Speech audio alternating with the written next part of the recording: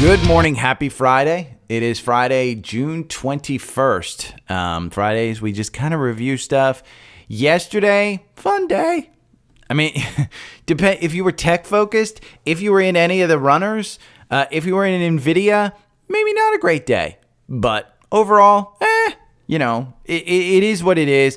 A couple articles. We're going to go over an article. We're going to go over a heat map from the S&P, Taiwan Semi, AMD, NVIDIA. We'll go over all of that, how 25 of the 30 Dow stocks were up. We talked about the Dow lagging. Dow was actually up yesterday.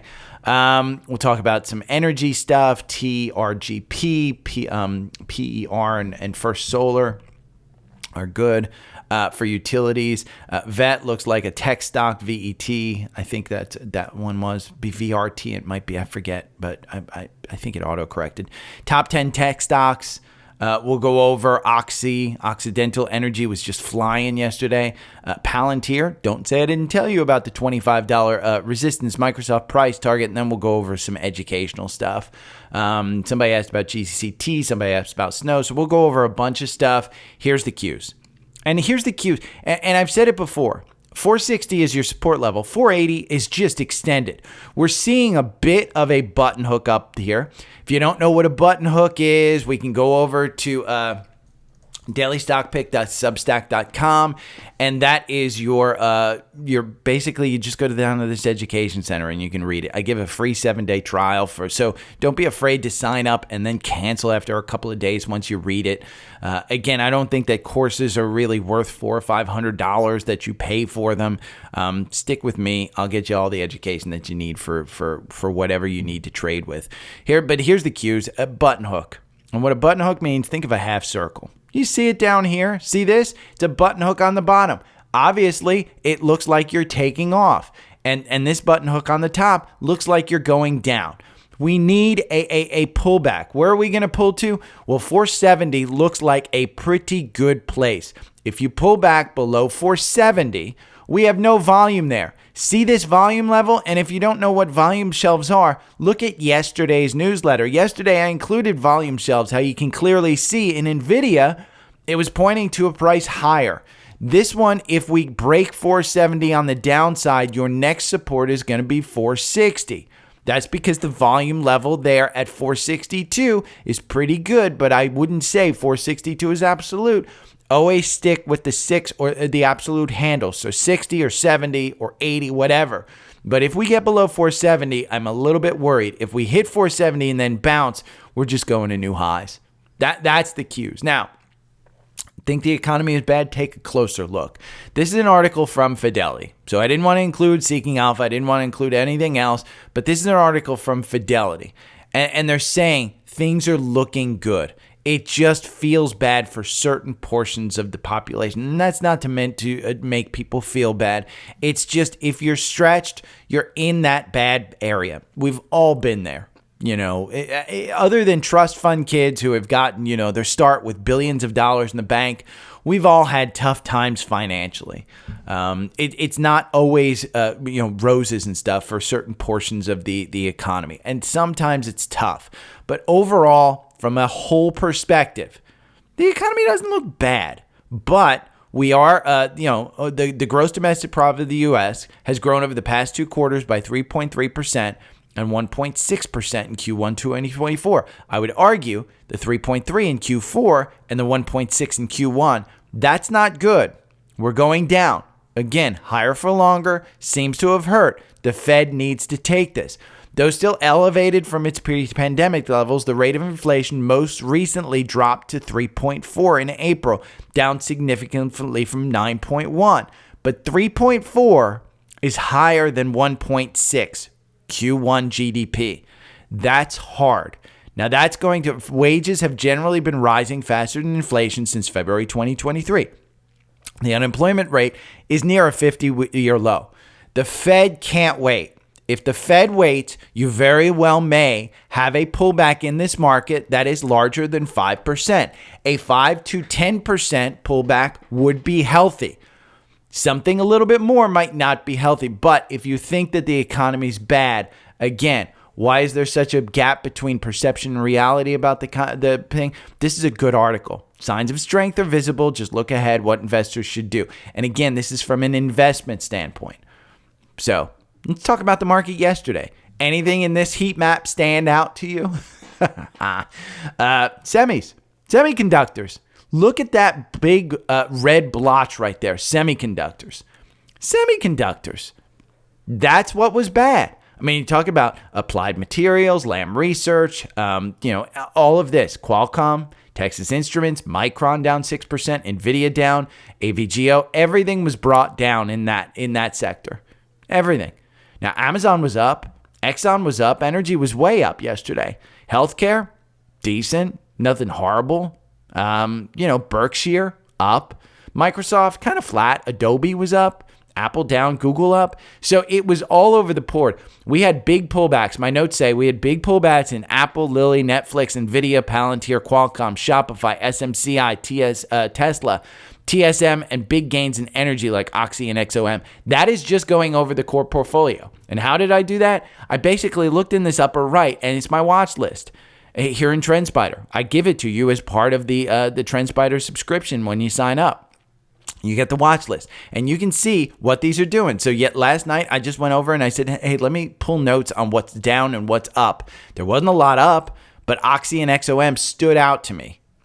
And so that was what was interesting. Now, Micron, when we look at Micron, MU, this was down huge. Their earnings are coming up next week.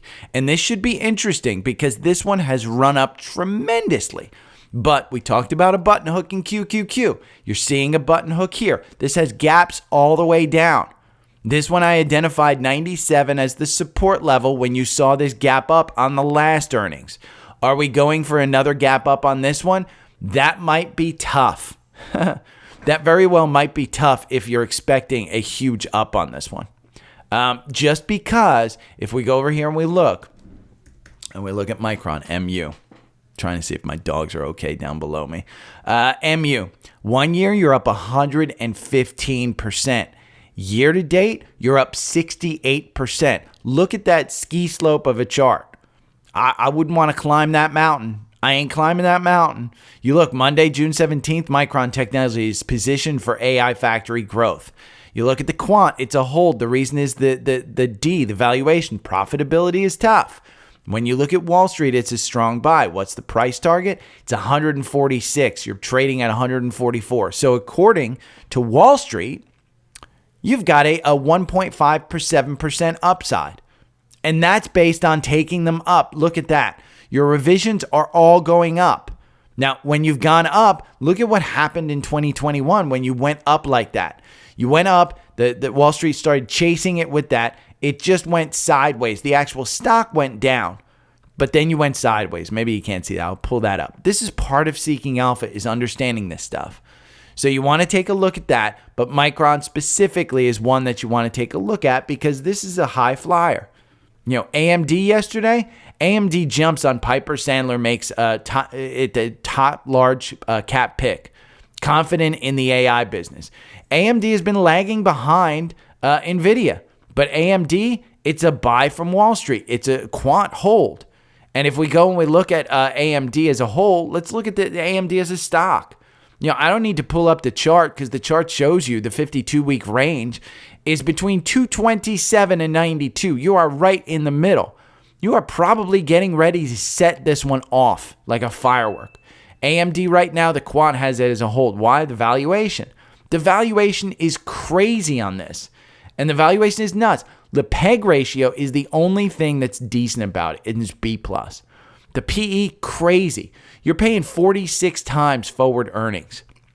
And that's aggressive, meaning that they've been aggressive in their forward stuff. Now, revisions from Wall Street, you've had 8 up, 30 down on earnings per share.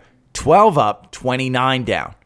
When we go to Wall Street and you look at the actual price target of this one, price target, 189, 16% up. I would argue that's not crazy because you look at the 52-week range. It got all the way up to 227. We can look at this one. I own this one as long as I own AMD. I own NVIDIA as well. Those are my two chips that I've chosen to own. Did I sell at 227 when it got back here in March? Nope. Should have. But I'll add more. What are we seeing? I'm seeing it trade a little sideways under the 200-day on this 4-hour. The RSI down in no man's land at 52. The MACD below the oscillator. I don't think this is a bad one. But the valuation is high. Was I buying at 100? Absolutely. Did it feel right? No. But at 100, when I was buying this one earlier this year, as it dipped down, early last year, in the middle of last year, as I was adding to it and we were going down, I was adding to it as it went down because I did believe in the AI story of AMD. Yes, I believed in NVIDIA more. Yes, I added SMCI. But I believe in this stock. And so, again, did I sell up here at the top? No.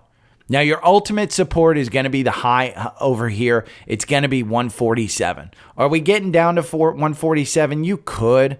The Bollinger Bands are cinching up a little bit. They haven't cinched up. Look at this Bollinger Band right here in October. It was super, super tight. This one hasn't been tight enough yet to say, oh my God, we're taking off. But don't expect this one to take off. I just don't see it. Now, one that has taken off is Taiwan Semi. Taiwan Semi's price target raised by Bernstein on positive growth. We've talked about them raising their prices. This is the one that makes all the semiconductors. And if you believe in NVIDIA, if you believe in AMD, if you believe in Apple, if you believe in Microsoft, if you believe in Qualcomm, all of these guys are made by Taiwan Semi. And they're talking about raising their prices. And when you look at the average Wall Street price target, it's down at 173. So you're right at your price target. Now, this article points out, if we go to this article points out they're at 200 and you're at 173. So it's all about who you're going to listen to, what you believe in the stock. Is this one that you want to invest in?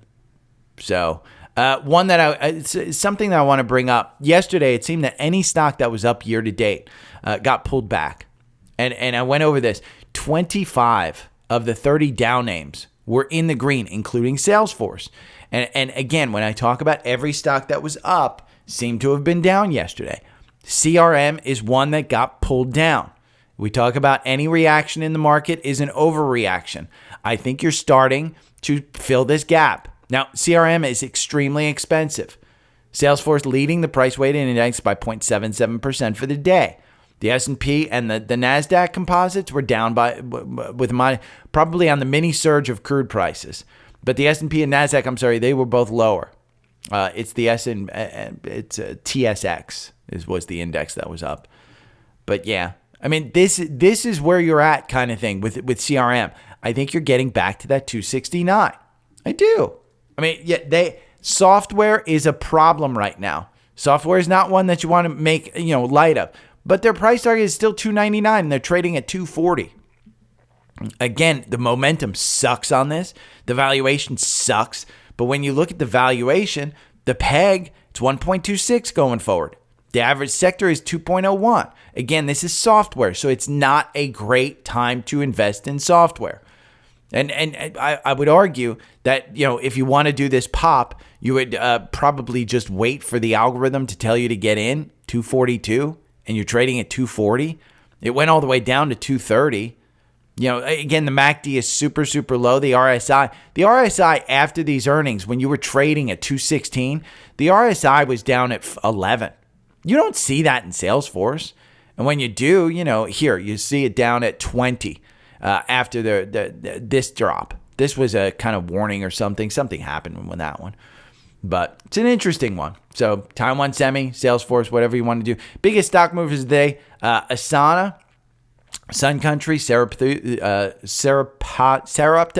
Therapeutics. FDA granted them stuff.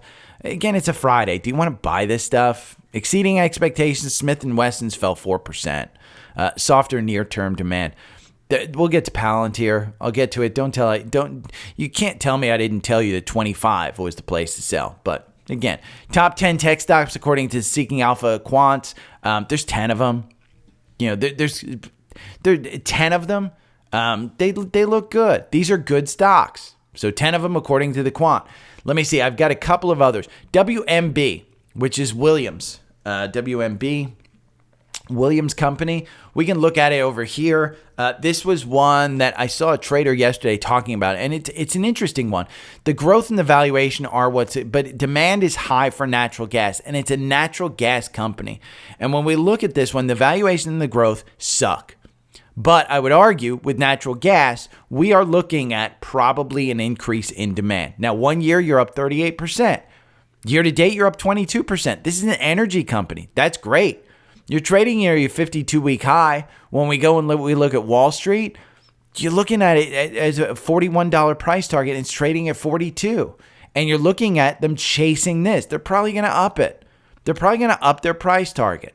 So it's an interesting one if you want to invest in nat gas. This was one that where the trader in particular said they're upgrading it, and it should be hold about a 10% update, which means it's only going to 46. So it doesn't need a lot to get to 10%. TRGP, which is one that was interesting. Now, the algorithm had you in at 41. So you're here at 42. It's showing you complete strength on the chart. The MACD down below where it was at its high, but the RSI is up there. Do you want to buy it? Not on a Friday, but add it to a watch list. TGRP is one. Let me see. TRGP. So I got that one wrong. TRGP. This one, Targa Resources, it's another energy stock. It looks like a freaking tech stock. This is an energy stock. This looks like it. I mean, if you were to tell me in January buying this at 83 was a good price and it would be at 120, 130 at some point this year, that'd be crazy. TRGP. This is Targa Resources. When you look at this one, top shorted S&P energy stocks at the end of April. I mean, this is up at its 52-week high. The valuation is crazy. The growth, A-. But this is a good one. Now, Wall Street has a strong buy. 127 is the price target. Do you want to buy it? I don't know. I mean, again, you have to find places in this market. Did I do PER? I think it automatically. No, we don't want P. I forget the name, but I wrote down two of them. FSLR was one as a top for utilities. VET is one. This is Vermilion Energy. Again, this one trading really well. You know, you're trading within a range on this one. And if we pull out on this one looks like it's just hit its 200-day. So I think that one, there was another one that I meant to put in there. I'm going to take that whole section out. We're going to screw that one. Top 10 stuff. Oh, one that I saw yesterday. There's the top 10 stocks. Blue Owl Capital. This is private equity. This was an interesting one. Now, this is an analyst that said it. I didn't trust the CEO as to, hey, it's going to be a good one. And he was saying, hey, private equity is at an all-time high, blah, blah, blah, blah, blah. And he was going on. See, I was impressed. 1 year, you're up 51%. Year to date, you're up 17%. It's ranked 44 out of 93 in the financials. Its valuation is crazy, but the growth is there. And you look at the PEG, 0.33 versus 0.41. When we look at Wall Street and they're trading at 17, price target is 21, 20% upside. Look at the way it trades compared to, it usually catches up to its price target. So again, you've had this dip. This might be an opportunity for you. And if we look at OWL and we look at the stock chart, again, it's up this year. So it might be just looking at a pullback now. But where are we going to look at it? We're going to look at it under its 200-day right now. So when it has gone under its 200-day and private equity is good, you can kind of see this. It pops over its 200-day. So the algorithm got you in at 1770. You're in this one. Algorithm makes you 69% versus 72% buy and hold. But I would argue, I don't know this business, so I want some protection and take emotion out of it. It's interesting. I saw a person yesterday, a pharmaceutical analyst, that said, hey, which one would you rather buy, Lilly or NVO? And Lilly is in the core portfolio. It is an $890 stock. This has been one that the valuation is nuts. The MACD is super high. The RSI, ever since May, the RSI hasn't come down. You've gone from $735 all the way up to almost $900, and you're seeing a little bit of turn back here.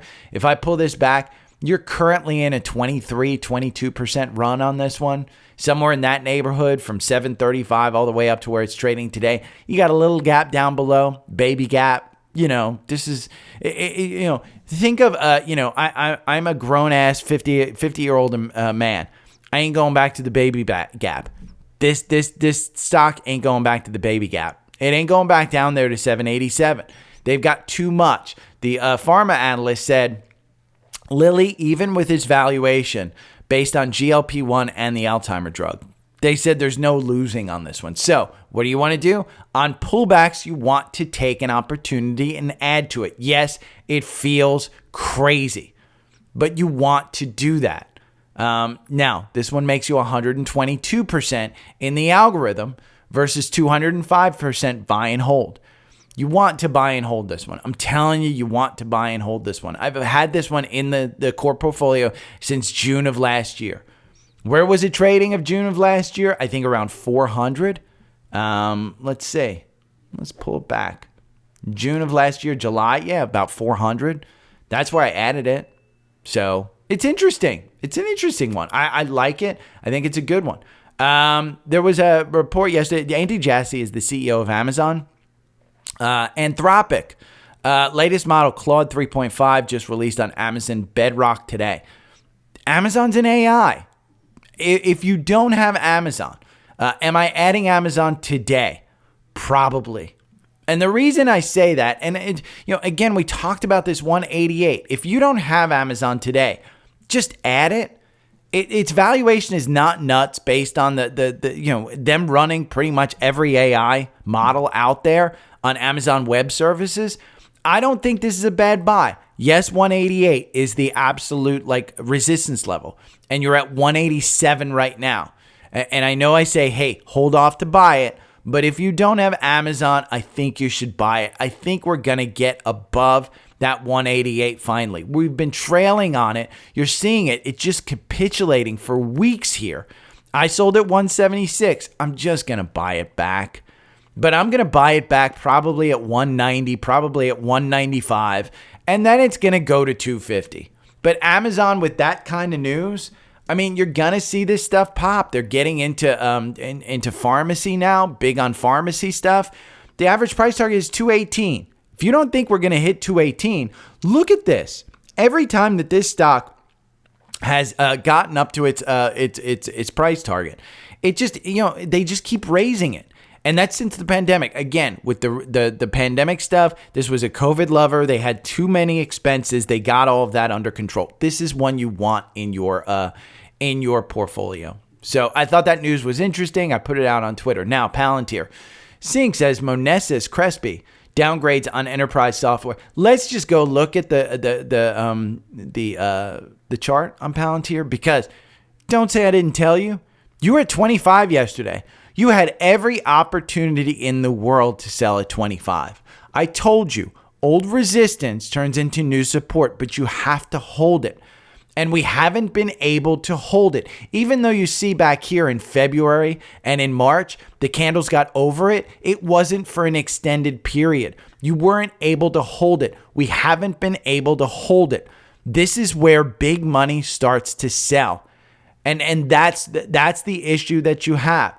Get out. You're seeing the button hook. We talked about the button hook. Palantir is here. If you want to get out, get out. I just think you can buy it again. If we hold the 25, buy it at 26, because then 30 is your resistance. But this one as a whole, this is not one based on its valuation that you want to hold it. This goes all the way back to its IPO.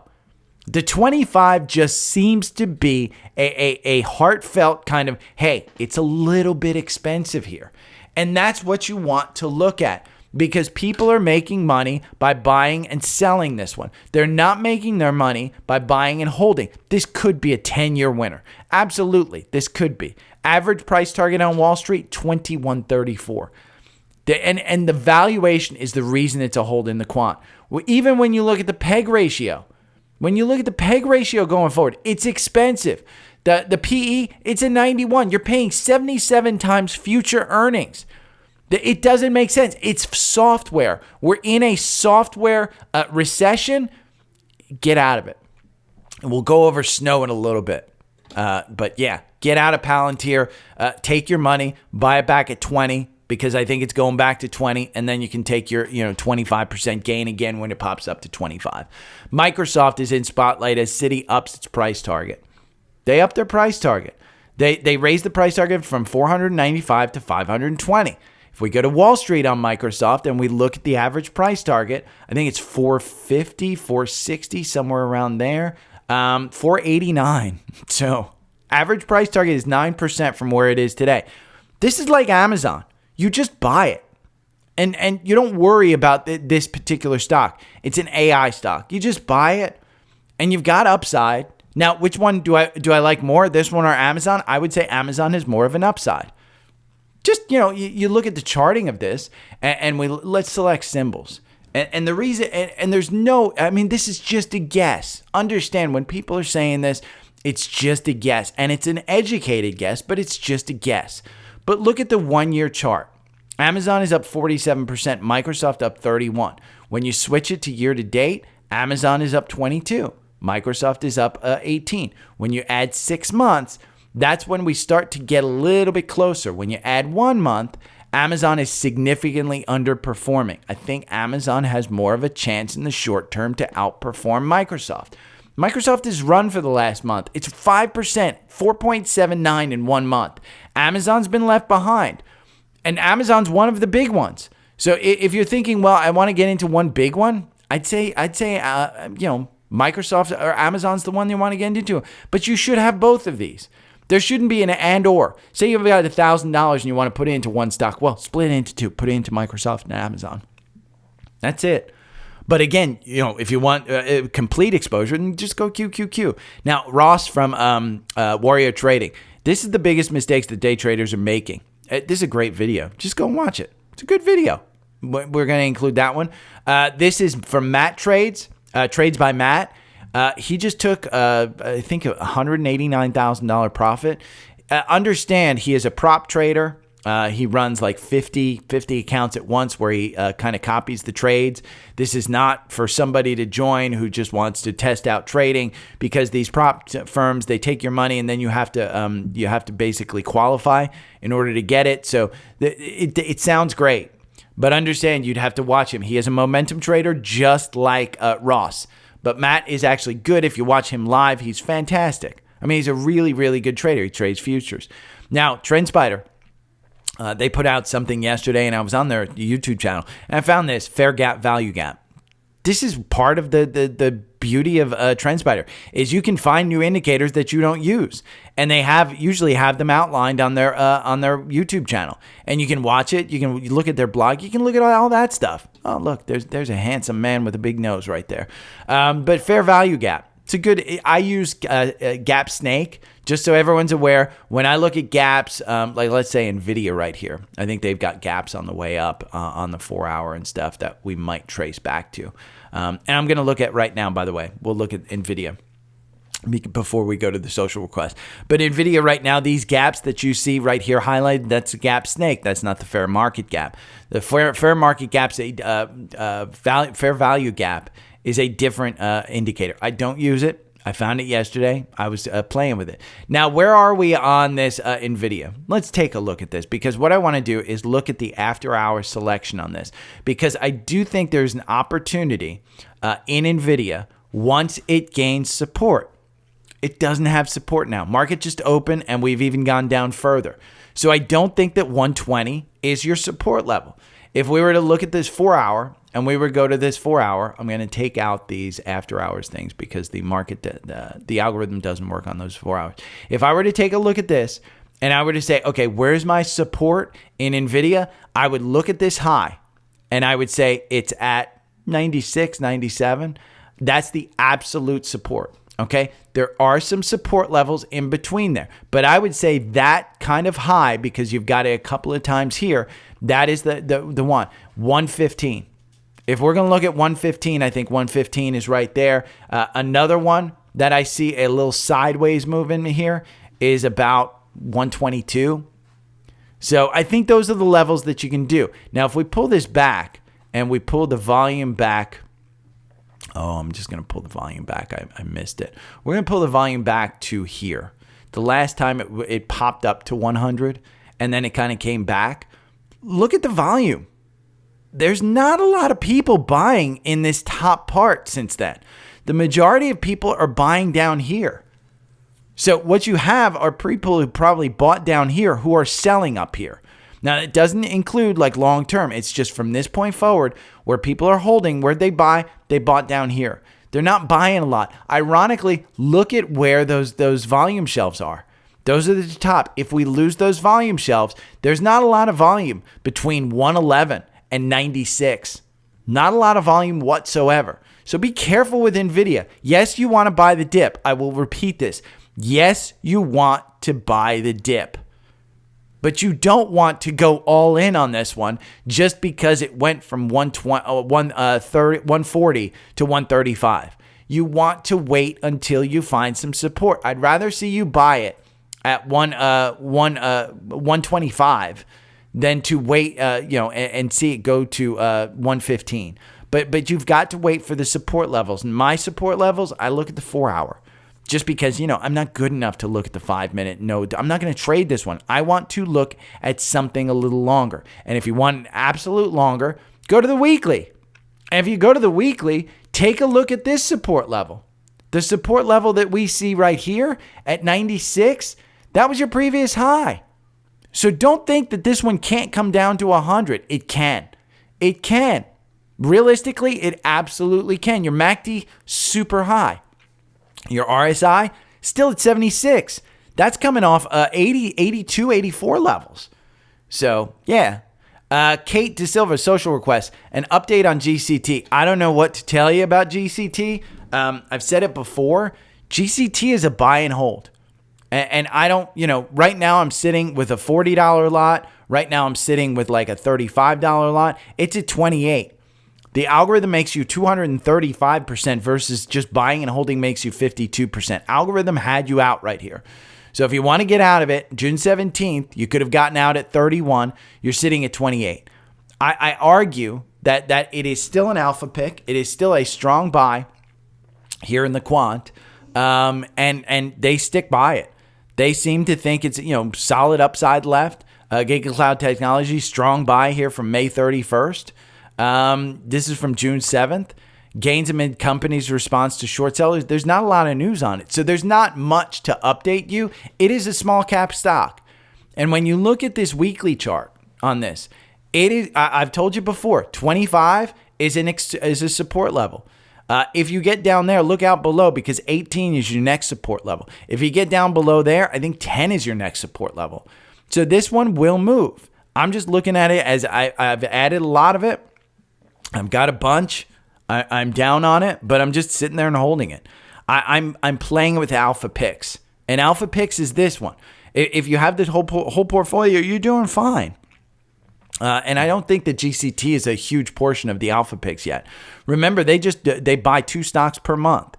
They buy one at the beginning and then one on the 15th, and they alert you when to sell. They haven't alerted when to sell. So, but GCT is one that they still believe in, even though it's down at 28. I don't know what update you're looking for, but it is a buy and hold, and I just bought like a month ago, so I'm not even looking at it, to be honest with you. Am I looking to add more? I'll look to add more. At the time when it actually finds some strength, I'll look to add more. I don't think that we've really had a ton of strength. If you look at this 4 hour, there hasn't been a ton of strength here. That 50-day has just been moving down. You just got the death cross. I would expect some more downside here. I would expect it to touch 25 again. And if we again, look out below. I am not the best protector of capital. So Kate, if you're big on that one, my apologies on that one. But I'm a long-term one. Again, the stocks don't always go up, and you're seeing clearly right here that 40. If we just look at the 40 level, it's resistance. We'll just put this one at 40, right there.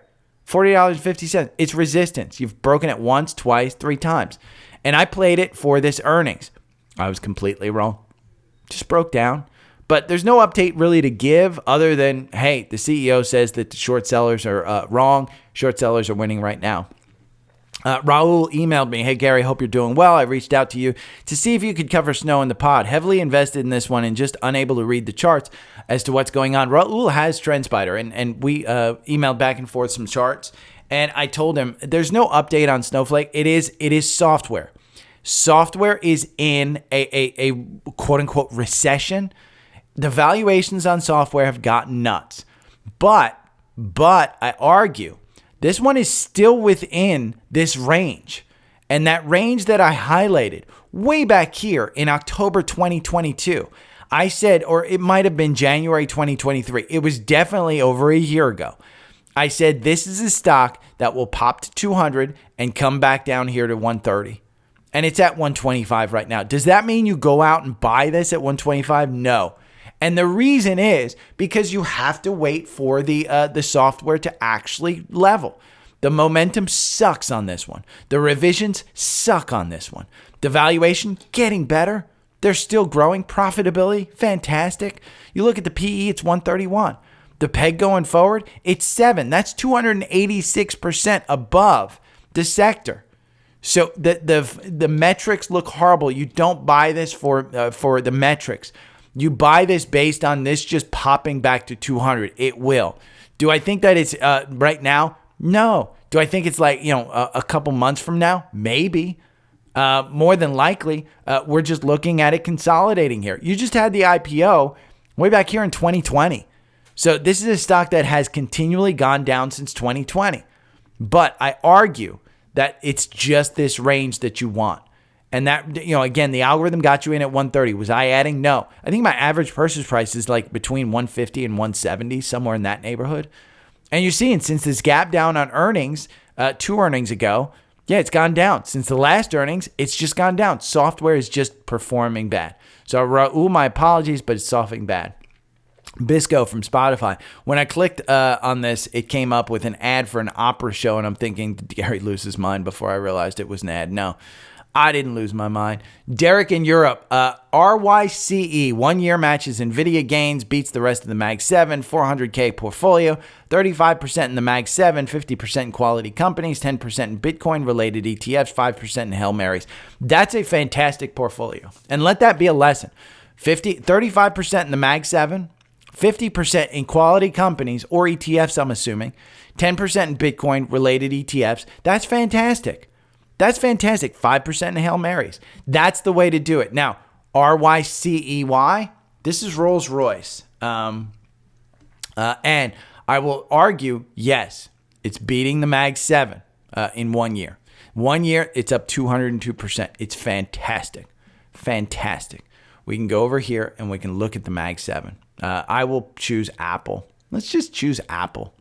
Let's select symbols and we choose Apple.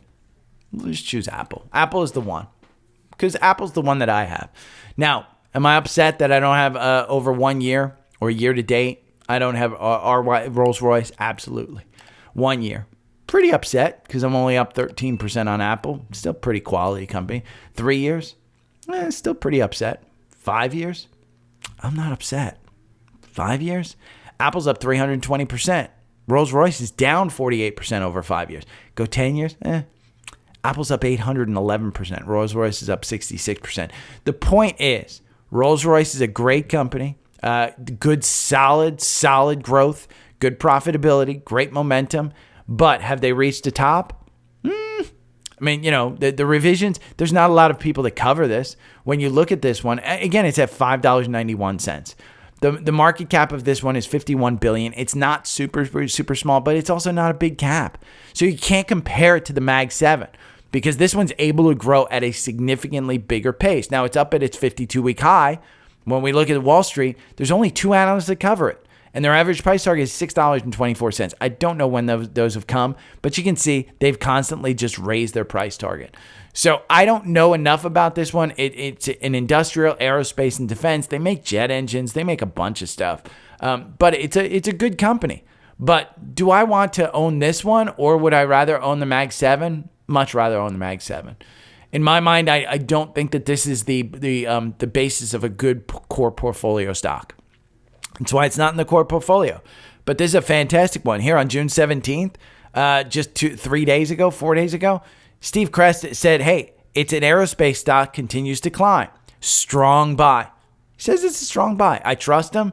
I just, again, I don't know enough about this space. I don't know enough about their earnings. The valuation, it's good. I mean, the PEG with their growth, as long as their growth continues continues, and their growth is just phenomenal.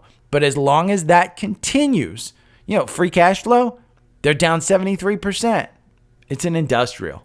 I'm just not a super fan of this one. But I won't argue that it's a good one. 5-10 years on any of those Mag 7 stocks, by the way, you're not happy. It's a good one to trade. That's what I said. C. Guarducci, and this was funny. If anybody listened to the show yesterday, I love Gary's show, and he's clearly a very experienced trader. I'm not a great trader. I'm a better investor. But the 40-minute mark was hilarious when he said, why would you like to buy TJX when you could buy, and then I proceeded to go through 4 stocks with downside. I laughed on the inside when this actually happened yesterday. I just didn't let people see it because it's pretty much the story of my life. Is when I look at something and then I say, well, why would you want this? And then look at that, and the show is my world. My world, and my girlfriend will tell you, everybody will tell you, half the time when I say something, I'm usually overreacting on stuff, but I am a better investor than I'm a trader. And trading wise, I do make money. I mean, you go on Savvy Trader, I'm beating most people in my trading portfolio.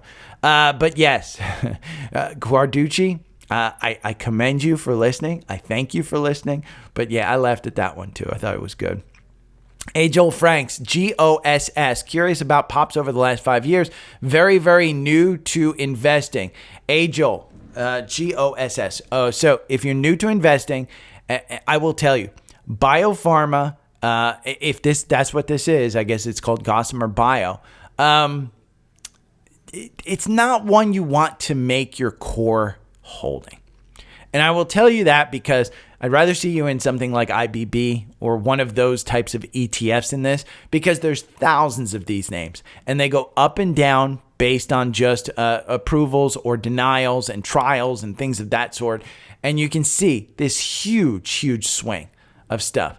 This is not one. This is a stock that if you look at it, it is upper left to lower right. This is a weekly chart. When you see something that's upper left to lower right, you want to stay out of it. It's not one you want to look at. You want to learn what these candles mean. And what the candles are is just every week, this one continues to go down. Look at a long term, okay? This is a 200 period moving average. That's that's the red line. The 50-day moving period moving average. The 9-day is the green and the 21-day is the yellow. All of these lines are moving down. This is not a good investment. When we go over here to Seeking Alpha and you look up Gossamer Bio, now this may be you may make 10, 15% in the next day or two. Over 1 year, you're down 56%. This makes no sense to invest in. The valuation, it's a B, but ignore that. Your growth, you're not growing. Your 52-week range, you're at the bottom of this. And the only reason you're at the bottom is because the high, if you pulled this back out 52 weeks for every year, you're at the bottom of your 52 weeks. You're just continuing to go lower. The market cap, 128 million. This is small cap. You don't want to look at these things. If you're new, this is not something you want to trade. If you want to, not one you want to invest in. If you want to trade this one, then just learn candles. And where are you going to learn candles? Go over here to the Education Center. And you can find out, I tell you how to day trade. I tell you how to, invest in stuff, how to look at stuff. And it's a free 7-day trial, so don't be scared off by the price. You can cancel. I'm not offended. But A. Joel Franks, I wouldn't look at this one. This is one that I'd throw out. I mean, it's again, if it's a bio one, anything with bio, just toss out. Kate Gargas. Hey, Gary. Thank you for sharing your knowledge. I was wondering what your thoughts on Siri as a long-term hold. This is Sirius XM. I am not. I'm a Howard Stern superfan, so I love Howard Stern. Sirius is one. I am not paying for Sirius. I am on a family plan with Spotify. Spotify is what I distribute the podcast on. That's where this one is going. They are in direct competition with that. They also have an enormous cost that Spotify and others don't have, which is the satellites that broadcast this transmission service. I think they convert to a streaming service at some point and use the satellites for some other type of communication. That might be a good business for them. But right now, I don't think this has any hope of popping back. Now, I say that knowing nothing about this, where they're going. But the second Howard Stern retires, this is just in the tank. They just don't have the programming to actually hold up the subscription. If you are one of the people who actually subscribes to this service, you are one of the few. They have significant. I used to work one of the call centers that I worked with at Earthlink in Guatemala. The next call center over that was housed there with agents that switched back and forth was actually Sirius, and this was years ago. We're talking 2012, 2013, somewhere in that neighborhood. But they had the same saves offer. And Sirius just told me, we're just waiting for the stuff to die, the customers. I mean, that's essentially, they'll give you an offer left and right in order to try and keep you, but there's no real fundamental, hey, this is a great stuff. Now, the valuation is a B+. But take a look at the long term. When you look at this 5 years, it doesn't make sense. And I will tell you, how do you find a stock that's good long term? Take a look at this weekly, okay? If we saw this weekly start to change on the way up, you may be able to actually change. But I don't see that 200-day. It was looking up right here. And the reason it was looking up, this is 2019, and you're seeing it continue to rise. But ever since then, you're just seeing it drop off. And as you see that 200-day start to move down towards the right, and you see the 50-day move down towards the right, you can trade it, but I wouldn't hold long term. And the reason I wouldn't hold long term is just there's no value in this company. Now, on the weekly, you're looking like you might have a MACD cross up in your RSI, so you could absolutely trade it. I mean, the algorithm loses you 16%. There is a time frame and a strategy that will work to trade this one. The 4-hour algorithm still loses you 15%. But this one, if you bought at 260, you're up a nice 10% on this. So I would trade it. I would absolutely not get into this one long term, and that's coming from a Howard Stern super fan. Scans, we had a bunch of energy. One that caught my eye that came in on the scan is AAPD, Apple. AAPD, this is the Apple down. Now, if I didn't tell you that this was a short ETF, you would look and you would say, oh, this looks like a pretty good stock to look at. You just had your death cross, and every time you had the death cross, didn't stay down too long, and it went back up. And your 200 days moving negative, but overall, it probably looks like it's, you look at the weekly and it's always going to move negative and stuff. But if I told you it wasn't a short one, you might look at, oh God, I can make this one up to 20. It's at 1852, but it's Apple short. I don't short Apple. I mean, you don't know what's going to come out with Apple. Does the valuation at Apple at $210 make sense? No. I think it comes back to 200. If you want to play AAPD, it did just get that cross up, and you can play it, you can short it, you can do whatever you want, but that one caught my eye. Exxon, this is based on the price of oil. The price of oil has just gone up. You're up on almost another 1% today at what, 112? This is going back to 119. It's going to hit 119, and it's going to bounce off 119, or it's going to continue to break it. And again, 119 is probably you could even put it up here at 121. But you might get the death cross. You might get that 50-day moving down. The last time we had this death cross here, let's pull it back so we can see it. The last time we had this death cross, come on. The last time we had this death cross, you had a couple of times where it went up, and then it came back down, so you had it lower. I mean, again, this is from, let's see, the death cross happened in November 2023, and you finally got the golden cross in March. So this one's going to move, slowly but surely. Here's my thought on energy. And again, we go back to, is the economy bad or not? My thought on energy is the administration is going to try their best to keep the price of oil down. The Saudis and OPEC will do their best to drive the price of oil up. All that Biden has to do, and they've done it, Even Trump in his all in the beginning where I listened, he was like, all we need to do is turn on the spigots for oil. And then somebody, you can see his brain spinning. And he's like, oh yeah, we're pumping at all time highs. And he's like, I would even pump more. Well, pumping more doesn't necessarily bring the price of oil down. You could crash the price of oil and then we could head into a recession. There's a balance there. And you talk to any economist and there's a balance there. Is it too expensive now? I don't know. I mean, the economy seems to be working pretty well. If you bring the price of oil down, the price of energy down to next to nothing, you definitely cause a recession because that you can't sustain it. So the price of oil has to be up, but it's manipulated. So Exxon, I think you're going to see it go to 119. I mean, again, these guys had late in July, they have their earnings. So they're going to record a record amount, and you're going to see it pop back up again. It just goes on the price of oil. They're making money as long as the price of oil stays over 40. But their growth prospects, again, they're not growing a tremendous amount. Exxon and Chevron, you're not going to lose your shirt in Exxon and Chevron. This isn't going back to 50 in the next year. It's got a 3.4% yield. It's not bad. Exxon, prepare for a rainy day. These are, look at the analysts. Strong buy here on June 16th. Buy. Strong buy here on June 11th. Then you got to sell here on June 18th. It's based on the price of oil. If you want to enjoy, I would argue that MPLX is a better investment if you're just looking for something that yields 8.26%. And this is an energy. And again, you're going bottom left to upper right. This is just, in my mind, this is just a good, solid buy. And you see, May 28th, strong buy. June 11th, buy. But again, pick your energy winners. There is a bunch of them in the thing. If you want, they're all in the newsletter right here. You just go to the most recent newsletter and you can scroll down to the bottom.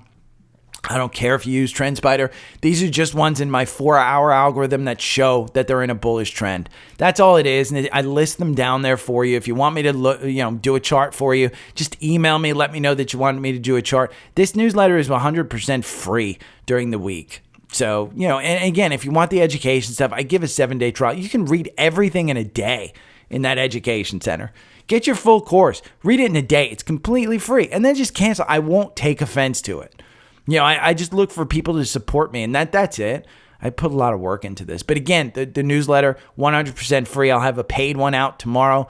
I don't know what I'm going to write about, but last week I did write about Juice Rally may set things up nicely for July, and I talked about a pullback. We haven't seen a pullback. I may have been a week too early.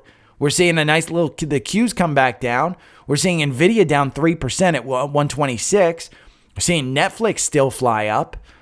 We're seeing Coke up 1%. We're seeing Google up 1% over 180. So I think this is a stock picker's market. NVIDIA down 2%. Palantir's down 4%. SMCI down 3%. Shopify's back down to 63. Can't get out of its own way. There's differences in this market. Like I said, 25 out of the 30 Dow stocks were up yesterday.